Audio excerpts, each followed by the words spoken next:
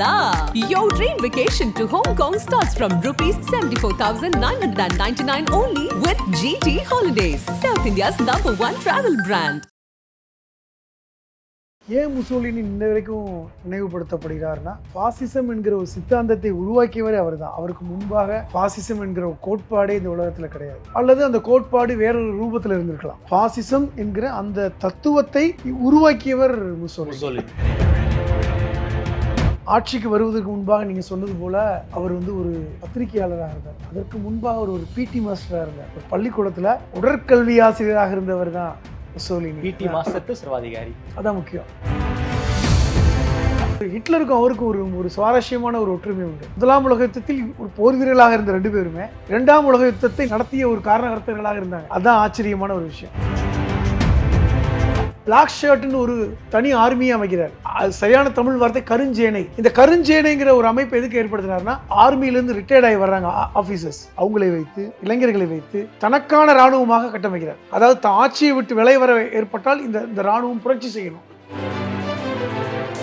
இதில் என்ன ஒரு பியூட்டினா, மக்கள் அவரை நம்புகிறார்கள். இப்படிப்பட்ட ஒரு தலைவர் தான் இத்தாலிக்கு தேவைன்னு நினைக்கிறாங்க அந்த காலகட்டத்தில். அது 1922 அந்த 30 வரை காலகட்டத்துக்கு 7 வருஷம் முழுமையாக நம்புறாங்க. இவர் தான் வேணும். எப்படி ஒரு ரோம ராஜ்யத்தை அமைக்க நினைக்கிறாங்களோ, ஒரு கிரேக்க ராஜ்யத்தை, இத்தாலியுடைய ராஜ்யம் அமைய வேண்டும். ஹிட்லரை இத்தாலி மக்களுக்கு பெருசா பிடிக்காது. அது ஏன் பிடிக்காது, எதற்கு பிடிக்காதுங்கிறது வேற விஷயம். அதிலிருந்து தான் முசோலினியை பற்றிய ஒரு தப்பிதம் இத்தாலியில் பேசப்படுகிறது. அதுவரை ஒரு ஹீரோவாக கொண்டாடப்பட்ட முசோலினி வெறுக்கக்கூடிய தலைவராக மாறுகிறார். அந்த வெறுப்புக்கு காரணம் ஹிட்லர் ஒரு பக்கம். இன்னொரு பக்கம் சர்வாதிகாரியாக இருந்தவர், ஒரு ஆட்சியாளராக இருந்தவர். அவரை இரவு முழுவதும் அடித்து துன்புறுத்தி கொடூரமான சாவு, துப்பாக்கியில உடம்பு ஃபுல்லா சுட்டு அந்த உடம்பை பல கிலோமீட்டர் தூரம் இழுத்து வந்தார்கள். ஒரு ஒர்க் ஷாப், தொழில்பேட்டை, அதுல இதை எப்படி மாட்டரிசியை தொங்க விடுவாங்க, அது மாதிரி தொங்க விடுறாங்க. இது முழுமையாக ஹிட்லருக்கு தெரிஞ்சதுக்கு அப்புறம் தான் ஹிட்லர் சூசைட் பண்ணது. தமிழின் மிக முக்கியமான செய்திகளையும் அரசியல் நிகழ்வுகளையும் உடனுக்குடன் தெரிந்து கொள்ள ஆதன் செயலியை டவுன்லோட் செய்யுங்கள். டவுன்லோட் செய்வதற்கான லிங்க் டிஸ்கிரிப்ஷனில் உள்ளது. ஆதன் தமிழர்களுக்கு அன்பு வணக்கம். இன்று நம்மோடு எழுத்தாளர் திருமிகு புதுவனம் ஹலீம் அறிந்துள்ளார். வணக்கம் ஹலீம் சார். குறிப்பாக இந்த உலக வரலாறுகளை பேசிக்கிட்டு இருக்கோம், அதில் ஒரு சின்ன இடைவெளி. இப்போது முசோலினி, அதாவது இத்தாலியை கட்டி ஆண்ட ஒரு மிகப்பெரிய ஒரு சர்வாதிகாரி, இரண்டாம் உலகப்போரின் ஒரு மிக முக்கியமான காரணகர்த்தா என்று வர்ணிக்கப்பட்டவர். ஒரு ஆச்சரியமான விஷயம், ஒரு பத்திரிகையாளராக இருந்து சர்வாதிகாரியாக மாறியவர். அதைவிட ஒரு மரணான விஷயம், ஒரு சோசியலிஸ்ட் சர்வாதிகாரியாக மாறியவர் முசோலினி. யார் இந்த முசோலினி? அவர் ஏன் இன்னைக்கு வரைக்கும் பேசப்படுகிறார்? இந்த இரண்டாம் உலகப் போரின் போது அவர் செய்த சம்பவங்கள் என்ன? அதை பத்தி எங்களுக்காக விரிவாக சொல்ல முடியுமா சார்? முசோலினி அப்படின்னா இன்னைக்கு வரைக்கும் எல்லோருக்கும் யாருக்கும் தெரியாதென்றே சொல்ல முடியாத ஒரு நபர். பெனிட்டோ அமில்கார் ஆண்ட்ரியோ முசோலினி, அதுதான் அவருடைய முழு பெயர். ஏன் முசோலினி இன்ன வரைக்கும் நினைவுபடுத்தப்படுகிறார்னா, பாசிசம் என்கிற ஒரு சித்தாந்தத்தை உருவாக்கியவரே அவர் தான். அவருக்கு முன்பாக பாசிசம் என்கிற ஒரு கோட்பாடே இந்த உலகத்தில் கிடையாது, அல்லது அந்த கோட்பாடு வேறொரு ரூபத்தில் இருந்திருக்கலாம், வேறொரு பார்வையில் அது பார்க்கப்பட்டிருக்கலாம். ஆனால் பாசிசம் என்கிற அந்த தத்துவத்தை உருவாக்கியவர் முசோலினி. நீங்க சொன்னீங்க, ஒரு பெரிய சர்வாதிகாரி, இத்தாலியில மிகப்பெரிய ஒரு ஆட்சியை செய்தவர். 21 ஆண்டுகள் 1922 1943 வரை காலகட்டத்தில் ஒரு சர்வாதிகாரியாக, ஆட்சியாளராக, அவர் சொல்றதுதான் அப்படிங்கிற மாதிரி ஒரு சூழலை உருவாக்கியவர். ரொம்ப அழகா சொன்னீங்க. ஒரு பாட்டாளி வர்க்கத்தை சார்ந்த இவருடைய தந்தையார் ஒரு கம்யூனிஸ்ட், ஒரு பாட்டாளி வர்க்கத்தை சேர்ந்த ஒரு தொழிலாளி தான் அவருடைய தந்தையார். அந்த குடும்பத்தில் பிறந்துட்டு எப்படி ஒரு சர்வாதிகாரியாக டிரான்ஸ்ஃபர்மேஷன் என்பது முக்கியமானது. ஏனென்றால் ஆட்சிக்கு வருவதற்கு முன்பாக நீங்க சொன்னது போல அவர் ஒரு பத்திரிகையாளராக இருந்தார். அதற்கு முன்பாக அவர் ஒரு பிடி மாஸ்டராக இருந்தார். ஒரு பள்ளிக்கூடத்துல உடற்கல்வி ஆசிரியராக இருந்தவர் தான் முசோலினி. பிடி மாஸ்டர் சர்வாதிகாரி, அதான் முக்கியம். சொல்ல போனா சின்ன வயசுல அவர் அதிகமாக வாழ்ந்தது சுவிட்சர்லாண்டில் தான். அதனாலதான் அவர் இறுதி காலத்துல சுவிட்சர்லாண்டு தப்பிக்கிறதுக்கு முயற்சி பண்ணார். அங்கதான் சின்ன வயசுடைய நண்பர்கள் இன்னும் இருக்காங்க நம்பினார். ஸோ இப்படிப்பட்ட ஒரு காலகட்டம். இவர் எப்படி ஒரு சர்வாதியாக மாறினார்? அவரும் ஹிட்லரை போன்று, ஹிட்லருக்கும் அவருக்கும் ஒரு சுவாரஸ்யமான ஒரு ஒற்றுமை உண்டு. முதலாம் உலக யுத்தத்தில் 2 பேருமே இராணுவ வீரர்களாக இருந்தவர்கள். அடிப்படையில் முசோலினி ஒரு இராணுவ வீரர், அதான் முக்கியம். 40 பதக்கங்களை வாங்கியிருக்காருங்க. அப்படிப்பட்ட ஒரு வீரர். எப்படி வந்து ஜெர்மனுக்காக வந்து ஹிட்லர் வந்து முதலாம் உலக யுத்தத்தில் கலந்து கொண்டாரோ, ஆஸ்திரியாவிலேருந்து வந்து நான் வந்து ஜெர்மனுக்காக போராடுவேன், ஜெர்மனுக்காக யுத்தம் செய்வேன், அது மாதிரி இத்தாலிக்காக யுத்தம் செய்தவர் முசோலினி. 2 பேருமே அப்போ தொடர்புலாம் கிடையாது. அதான் குறிப்பு. யுத்தம் செய்கிற காலகட்டத்தில் இவர் யாரு அவருக்கு தெரியாது, அவர் யாருன்னு இவருக்கு தெரியாது. ஆனால் ரொம்ப ஆச்சரியப்பட்ட விஷயம் என்னன்னா, 2ஆம் உலக யுத்தத்தை நடத்தியவர்கள் இவர்கள். முதலாம் உலக யுத்தத்தில் ஒரு போர் வீரர்களாக இருந்த 2 பேருமே 2ஆம் உலக யுத்தத்தை நடத்திய ஒரு காரணகர்த்தர்களாக இருந்தாங்க. அதுதான் ஆச்சரியமான ஒரு விஷயம். ஏன் வந்து அவர் வந்து இப்படி ஒரு கம்யூனிசத்தை வெறுத்தார், அல்லது வந்து இது வந்து தோல்வி அடைந்தது கம்யூனிசம் என்று சொன்னார் என்றெல்லாம் இன்ன வரைக்கும் ஆராய்ச்சி பண்றாங்க. ஏன்னா அவர் வளர்ந்த விதம், ஒரு கம்யூனிஸ்ட் கட்சியில் அவர் வந்து பயணப்பட்டது. ஆனால் என்ன நினைத்தார் என்றால், ஒரு கம்யூனிசத்தை வைத்து மக்களை திருப்திப்படுத்த முடியாது, வெற்றி அடைய முடியாது, கம்யூனிசம் தோற்று போய்விட்டது அப்படிங்கிற ஒரு இடத்துக்கு நகர்ந்தது தான் அவர்களுடைய டேர்னிங் பாயிண்ட். இன்னும் குறிப்பாக சொல்ல போனால், அவர் வந்து அந்த கட்சியில் வந்து இணைவதற்கு முன்பாக, அதாவது 1915க்கு முன்பாக அவருடைய நிலை வேற. நீ சொன்ன மாதிரி ஒரு பத்திரிகையாளர், ஒரு பத்திரிகை நடத்துகிறார், அப்படி இருந்தவர் தான். அதுக்கப்புறம் வந்து தான் தன்னுடைய கருத்தை மாத்துறாரு. எப்படின்னா, சரிவாதிகார போக்குடைய ஒரு கம்யூனிசம் நாட்டை செல்வமாக்கும் அப்படிங்கிற கொண்டது வர்றார். அவருடைய கனவு என்பது என்னன்னா, இத்தாலியை ஒரு பேரரசாக மாற்ற வேண்டும். இதே கனவு தான் ஜப்பானுக்கு இருந்துச்சு, ஜெர்மனிக்கு இருந்துச்சு, அமெரிக்காவுக்கு இருக்கு, எல்லாருக்கும் உள்ளதுதான். ஒரு வல்லரசாக மாற்ற வேண்டும். அதற்கு தான் ஒரு சர்வாதிகார போக்குடைய அதிபராக மாற்றம் காண வேண்டும் என்பதுதான். இத்தாலியை ஒரு சர்வாதிகார நாடாக மாற்றினால் மட்டும்தான் அது பேரரசாகும் என்று நினைத்தார். அதற்காக அவர் உருவாக்கின ஒரு சித்தாந்தம் தான் பாசிசம். அது வரைக்கும் பாசிசம் கிடையாது. இன்னும் சொல்ல போனா, ஹிட்லருக்கும் அவருக்குமான உறவு ஆரம்பத்தில் இல்லவே கிடையாது. அவர் வேற ஒரு கான்செப்ட்ல இருந்தாரு, ஹிட்லர் வேற கான்செப்ட்ல இருந்தார். இன்னும் சிம்பிளா சொல்லணும்னா, ஹிட்லர் வந்து பிறப்பின் அடிப்படையில் ஏற்றத்தாழ்வு பார்த்தார். நான் பிறப்பின் அடிப்படையில் Aryan, I'm a proud Aryan சொன்னார். ஆரியன் சுப்ரமசி. காரணம், பிறப்பின் அடிப்படையில் மட்டும்தான் ஆரியனா இருக்க முடியும். ஆனால் முசோலினுடைய தாட் அப்படி இல்லை. முசோலின் வந்து கலாச்சார ரீதியாக, கல்வி ரீதியாக நீங்கள் மேம்பட்டவராக இருந்தால் நீங்கள் உயர்ந்தவர், அந்த கான்செப்ட். அதனாலதான் இத்தாலியில் இருந்த முசோலின் யூதர்களை வெறுக்கல, ஹிட்லர் வெறுத்தார். அது காரணம் இனவாதம். இவர் முழுக்க முழுக்க வந்து இன்டெலெக்சுவல் தளத்தில் பயணப்பட்டார். ஒருத்தர் 39 வயசுல பிரதமராக ஆகிறார்னா அவர் எப்படிப்பட்ட இன்டெலெக்சுவல் பர்சனா இருக்கணும்? ஏன்னால் அது ஒரு மன்னராட்சி. இத்தாலி வந்து ஒரு மன்னராட்சி. அந்த மன்னரே வந்து இந்த கட்சி, ஏன்னா இவர் ஒரு கட்சி ஆரம்பிக்கிறார், பாசிஸ்ட் கட்சி ஆரம்பிக்கிறார், தனியாக ஆரம்பிக்கிறார். அந்த கட்சியை வந்து மக்களிடம் பிரபலப்படுத்துகிறார். இயற்கையா ஒரு பத்திரிகையாளர், அவருக்கு எப்படி பிரபலப்படுத்தணும்னு தெரியும். மக்கள்கிட்ட வந்து கொண்டு போய் சேர்க்கிறாரு. இரண்டாவது, மக்கள் வந்து இவரை கொண்டாடுறாங்க. ஆரம்பத்தில் இப்படிப்பட்ட ஒரு இன்டெலெக்சுவல் பர்சன், பேச்சு வந்து பார்த்தீங்கன்னா ரொம்ப அருமையாக பேசக்கூடியவர். அவருடைய புகழ்பெற்ற பேச்சு கூட ஒன்று உண்டு, ரத்தம் மட்டுமே வரலாற்றுடைய சக்கரங்களை சொல்ல வைக்கும். இதனுடைய புகழ்பெற்ற வாசகம். ரத்தம், சிந்துகின்ற ரத்தம் மட்டுமே வரலாற்றுடைய சக்கரங்களை சுழல வைக்கும் என்பது அவருடைய வரலாற்று புகழ்பெற்ற உண்மையும் கூட. அப்படிப்பட்ட பேச்சு.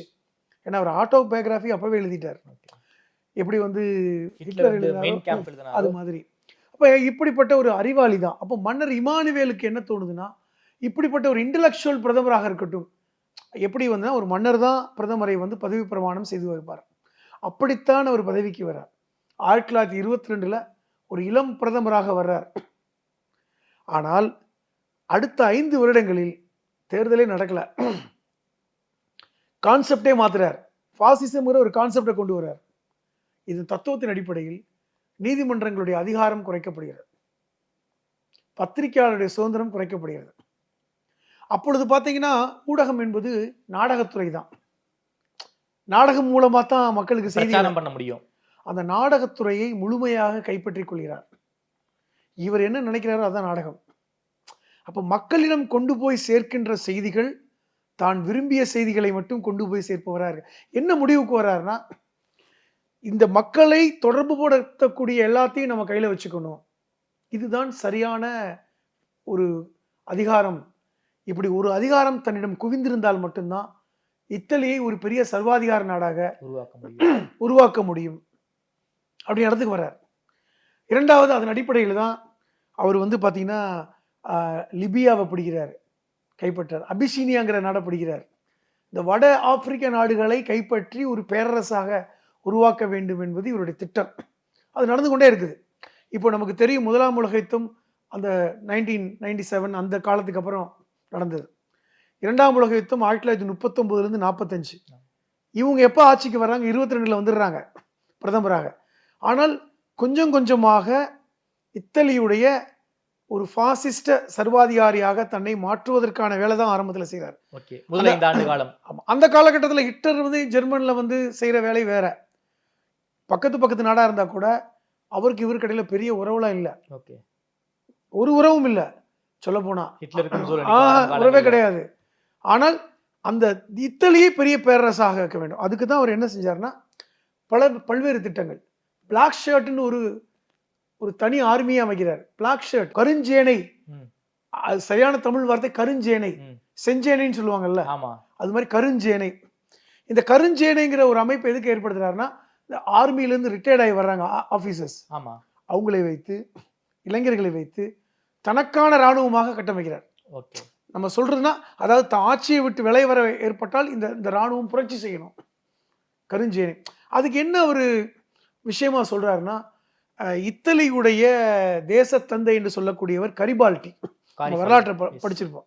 கேரிபால்டின்னு சொல்லுவாங்க, தமிழ்ல கரிபால்டின்னு சொல்லுவோம். இவர் தான் இத்தாலியுடைய தேசத்தந்தை. அவர் வந்து ஒரு செஞ்சேனைங்கிற ஒரு அமைப்பை ஏற்படுத்தியிருந்தார். அது வந்து சொல்ல போனா இவர் பிறப்பதற்கு முன்பாகவே அவர் இறந்து போய்விட்டார் அவருடைய காலத்துக்குள்ள. ஆனால் இவர் வரலாற்றுல வந்து ரொம்ப முக்கியமானவர் கரிபால்டி.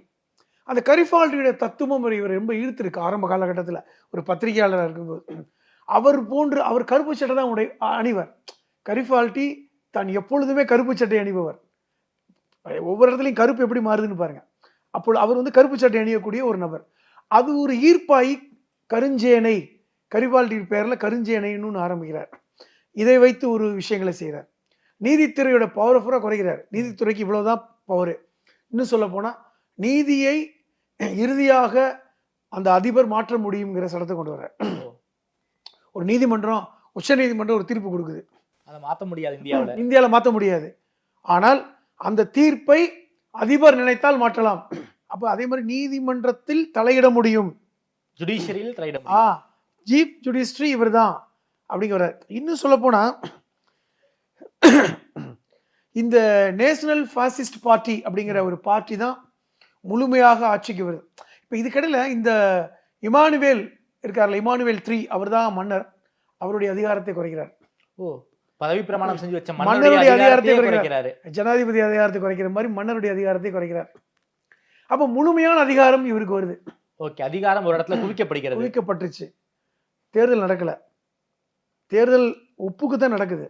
ஸோ இப்படிப்பட்ட ஒரு அதிகாரத்தை நோக்கி வந்ததுக்கு அப்புறம் தான் அவர் ஒவ்வொரு விஷயமாக செய்கிறார். அதுக்கான காரணத்தையும் மக்கள்கிட்ட சொல்றார். இதுல என்ன ஒரு பியூட்டினா, மக்கள் அவரை நம்புகிறார்கள். இப்படிப்பட்ட ஒரு தலைவர் தான் இத்தாலிக்கு தேவைன்னு நினைக்கிறாங்க அந்த காலகட்டத்தில். அது 1922 இருந்து அந்த 30 வரை காலகட்டத்துக்கு 7 வருஷம் முழுமையாக நம்புறாங்க. இவர் தான் வேணும். எப்படி ஒரு ரோம ராட்சியத்தை அமைக்க நினைக்கிறாங்களோ, ஒரு கிரேக்க ராட்சியத்தை இத்தாலியுடைய ராட்சியம் அமைய வேண்டும்.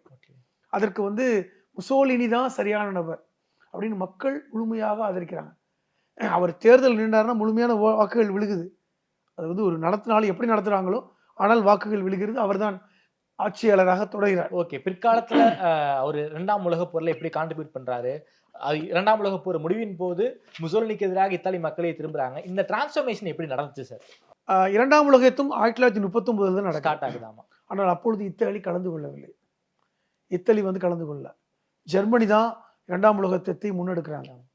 அப்பொழுது ஏன்னா காரணம்னா, ஹிட்லரை வந்து பர்சனலா அவருக்கு பெரிய அளவில் ஈடுபாடு இல்லை. ஹிட்லர் வந்து இனவாதம் பார்க்கிறார். பிறப்பின் அடிப்படையில் தான் அவர் உயர்ந்தவர் நினைக்கிறார். ஆனால் நாம் வந்து அப்படி இல்லை. இன்டலெக்சுவல் பீப்புள், கலாச்சார ரீதியாக நம்ம வந்து யார் நல்லா இருக்காங்களோ அவங்க தான் உயர்ந்தவர்கள். இந்த பாசிச தத்துவத்தை யார் ஏற்றுக்கொள்கிறார்களோ அவர்கள் உயர்ந்தவர்கள். இந்த வலதுசாரி சிந்தனை யார் ஏற்றுக்கொள்கிறார்களோ அவர்கள் உயர்ந்தவர்கள். அதுதான் ஆட்சியை சரியாக செய்ய முடியும். பாட்டாளி வர்க்கத்தை வைத்துக் கொண்டெல்லாம் நம்ம வந்து ஆட்சியை அப்படி ஒரு கான்செப்ட். அதனால ஹிட்லரோட ரொம்ப நெருக்கம் இல்லை. ஆனால் என்ன ஒரு மாற்றம் ஏற்படுதுன்னா, இத்தாலிக்கும் பிரான்சுக்கும் இடையில ஒரு நிலத்தகராறு பிரச்சனை போயிட்டு இருக்கு. இந்த லிபியாவிற்கு பிரான்ஸ் ஆதரவு தெரிவிக்குது, இந்த நேச நாடுகள் ஆதரவு தெரிவிக்கின்றன. அதனால இவருக்கு வேற வழியே இல்லாம ஜெர்மனோட சேர வேண்டிய கட்டாயம் இருக்கு. ஏன்னா எதிரிக்கு எதிரி நண்பன் தானே. அந்த அடிப்படையில தான் ஜெர்மனுடைய ஹிட்லரை, ஏன்னா ஹிட்லரை ஆரம்பத்துல இருந்து நம்பல, அதை விட ஹிட்லர் முசோலினை நம்பல. இது வரலாற்றில் பதிவு செய்யப்பட்டது. முசோலினை ஹிட்லர் நம்பவில்லை. அதுக்கு ஒரே காரணம், முசோலினி யூதர்களுக்கு சாதகமாக இருக்கிறார் என்ற கோபம் ஹிட்லருக்கு இருந்துச்சு. சரி, ஆனா பிற்காலத்துல வந்து ஒரு சின்ன இடத்தை கொடுத்து நீங்க வந்து அந்த இடத்தை வந்து ஆட்சி பண்ணி இல்ல, அது பின்னாடி வந்துச்சு. என்ன காரணம் சொல்லி வரேன். அப்ப இப்படிப்பட்ட ஒரு சூழலில் 1940களில் இட்டலி வந்து 2ஆம் உலகப் போரில் இந்த ஜெர்மனியோட சேருது. நாங்களும் கூட வந்துடுறோம். அப்பொழுதுதான் அவர்களுக்குள் ஒப்பந்தம் ஏற்படுது. இதற்கிடையில நேச நாடுகள் ஏற்கனவே பவர்ஃபுல்லா இருக்கு. ஆமா. இந்த சூழலில் தான் அதாவது இத்தாலியுடைய மக்கள் 2ஆம் உலகப் போரில் ஜெர்மனியோடு இத்தாலி சேர்வதை விரும்பவில்லை. இதுதான் பிரச்சனை. மக்கள் ஏன் விரும்பல? என்ன காரணம்னா, இத்தாலி மக்களுக்கும் ஜெர்மனி மக்களுக்கும் இடையில நிறைய வேறுபாடுகள். இத்தாலியுடைய மக்கள் வந்து கொஞ்சம் மென்மையான போக்குடையவர்களாக இருந்தார்கள். அவர்கள் வந்து இந்த இனவாதம் பார்க்கல. இரண்டாவது வந்து இந்த யுத்தம் வந்து இத்தாலிக்கு வந்து லாபம் கொடுக்காதுன்னு நினைச்சாங்க. ஏற்கனவே 1ஆம் உலக யுத்தத்தில் அவர்கள் வந்து பெரிய அளவுல கலந்துக்கல. அதுல ஜெர்மனி தான் வந்து நிறைய அளவுல பாதிக்கப்பட்டது. நம்ம ஏற்கனவே படிச்சிருக்கோம்.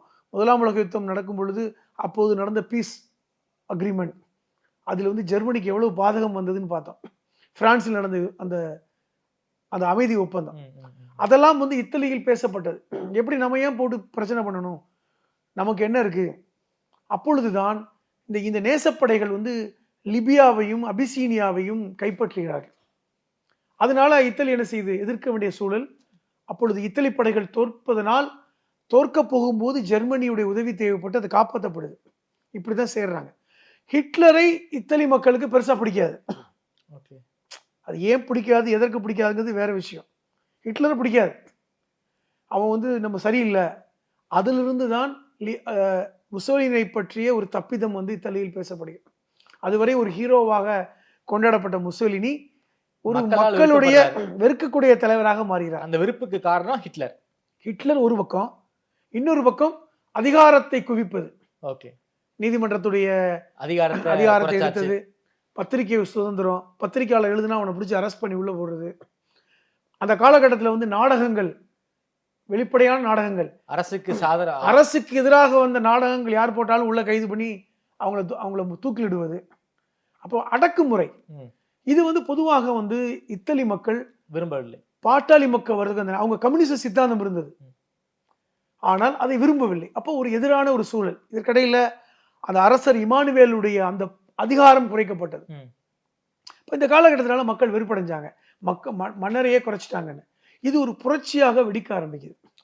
1940 43 வரை 3 ஆண்டுகள் ஒரு புரட்சியாக வெடிக்குது இத்தாலிக்குள்ள. மக்கள் வந்து வெறுக்கிறாங்க, ஆனால் அதையெல்லாம் கண்டுகொள்ளல. கருஞ்சேனை படையை வைத்து அடக்குறார். நேரடியா யாரா போராட்டம் நடத்தினா ஷூட் பண்ணு. அரசுக்கு எதிரான யுத்தம், அரசுக்கு எதிராக யார் நடந்தாலும் அது வந்து ஒரு தேச துரோகம் அப்படின்னு வர்றார்.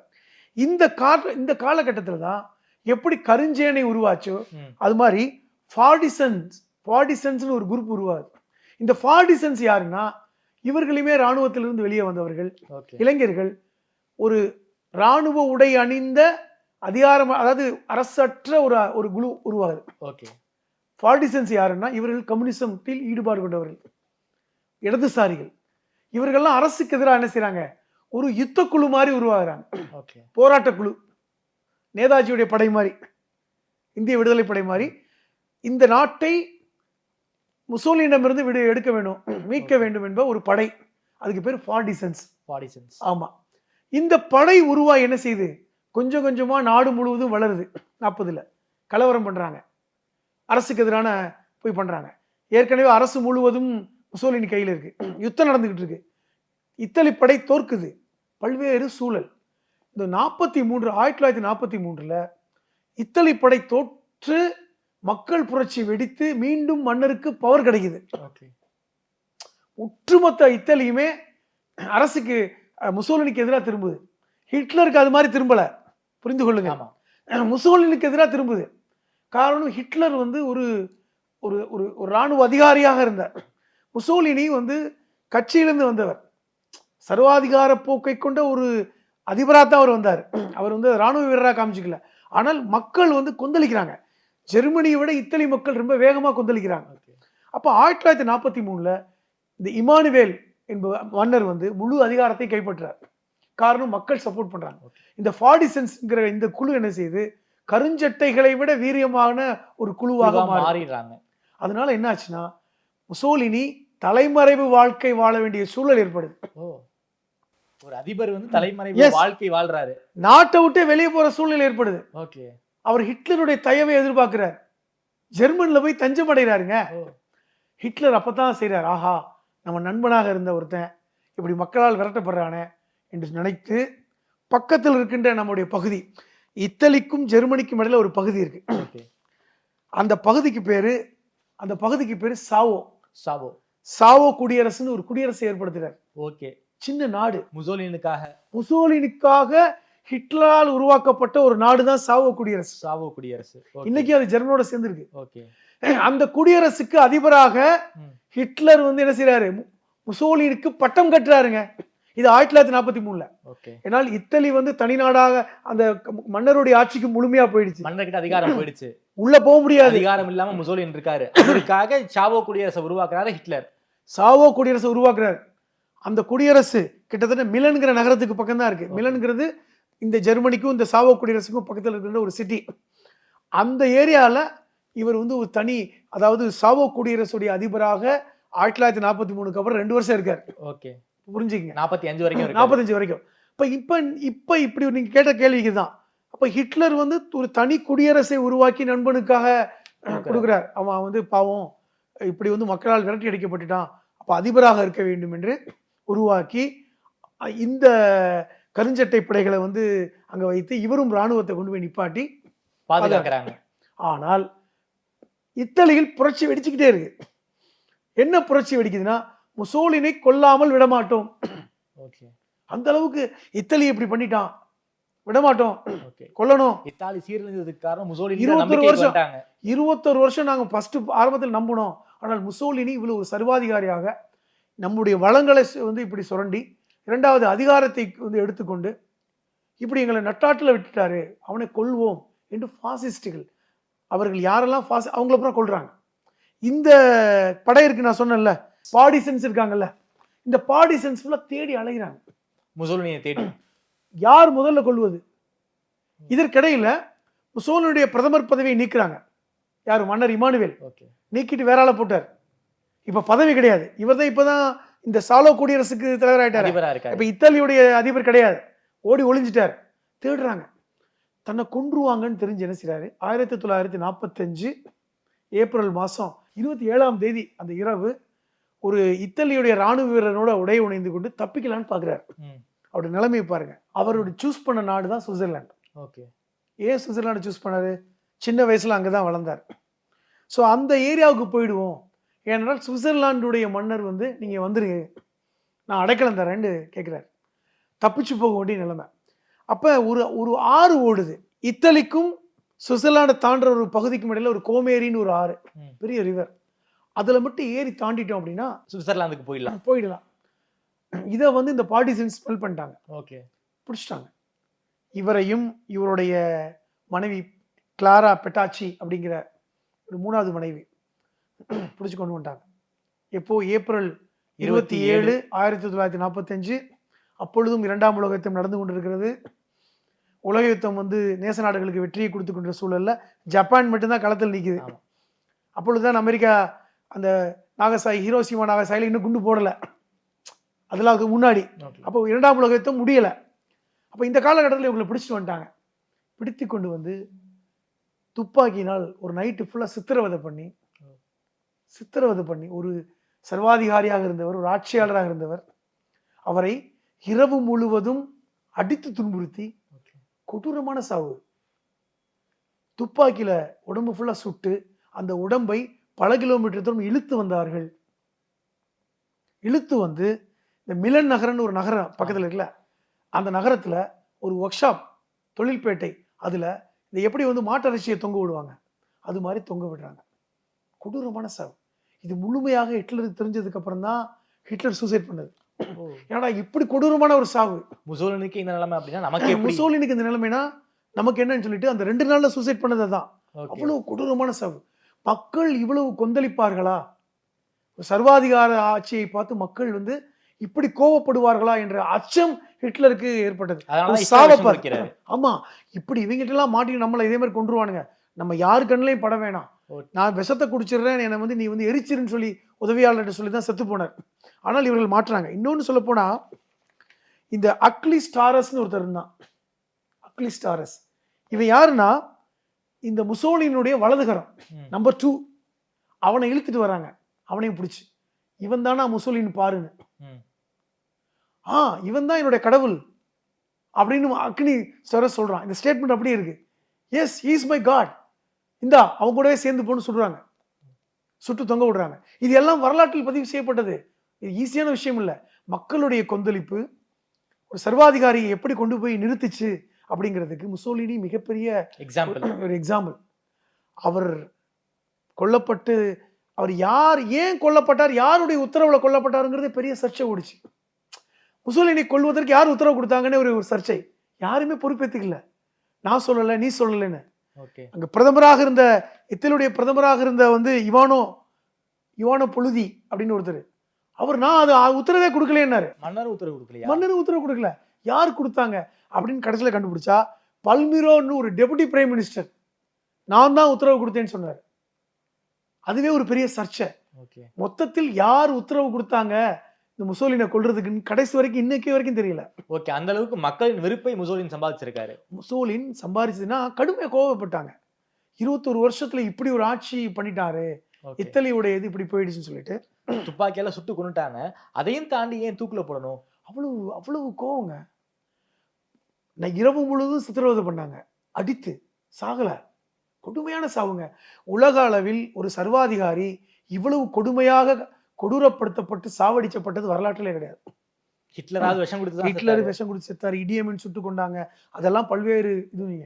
ஆனால் இரவு முழுவதும் சித்திரவதை செய்யப்பட்டு, துப்பாக்கி குண்டுகளால் கொல்லப்பட்டு, இழுத்து வரப்பட்டு, உடம்பெல்லாம் பிஞ்சு, அவரை வந்து தூக்கிலிடப்பட்டு அப்படி தொங்கி இரவு 1-2 நாள் அப்படி தொங்கிக்கிட்டே கிடந்தார் உடம்பு. அந்த அளவுக்கு ஒரு மோசமான சாவு. அவருடைய உதவியாளரை கூட்டிட்டு வந்து இவர் தானான்னு காமிச்சு அவனையும் சுட்டு அவனையும் தொங்க விட்டு, இப்படிப்பட்ட ஒரு கொடூர சாவை எந்த ஒரு சர்வாதிகாரியும் வாழ்க்கையில் சந்தித்திருப்பார்களான்னு தெரியல. அந்த அளவுக்கு மோசமான ஒரு சாவு. அதுதான் ஹிட்லரை பயப்படுத்துது. அவர் பயம் கொண்டது காரணம் தான்.